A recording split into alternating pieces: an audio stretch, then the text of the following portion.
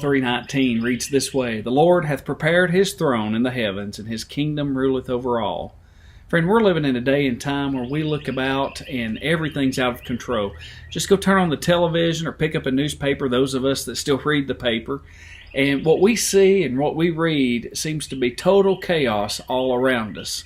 And I have to admit, things are a little chaotic, but I want you to know God reigns. He's still in complete control of everything that happens, regardless of what's going on around us. One of my favorite things to do is to go out on a clear night to my back porch, look up toward the east, toward the Cherokee National Forest, which is just behind me, and the mountains are there. There's no light pollution that comes in that way, but I love to look out into the celestial atmosphere, look out into space that God created at the moon, the stars, and the planets.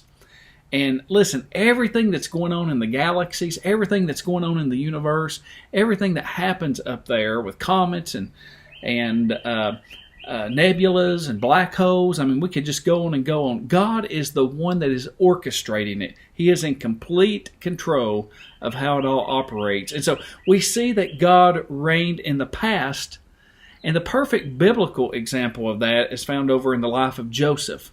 We know the story there in Genesis. His brothers sold him out for slavery. He was falsely accused of having sexual relations by Potiphar's wife. He ended up spending 13 years in prison for something he didn't even do. But the entire time, here's what I want you to know. God was in complete and full control, even in Joseph's life. The Bible tells us over in Genesis chapter 5 and verse 20, it says, "But as for you," meaning his brothers, "ye thought evil against me, but God meant it unto good to bring to pass, as it is this day, to save much people alive." And then back in Genesis chapter 45 and verse 8, we see that God was the one the entire time that was orchestrating everything in Joseph's life. Here's what I want you to realize, my good friend, in this nugget. God reigned in the past. God is reigning right now in our present, and God will reign in the future.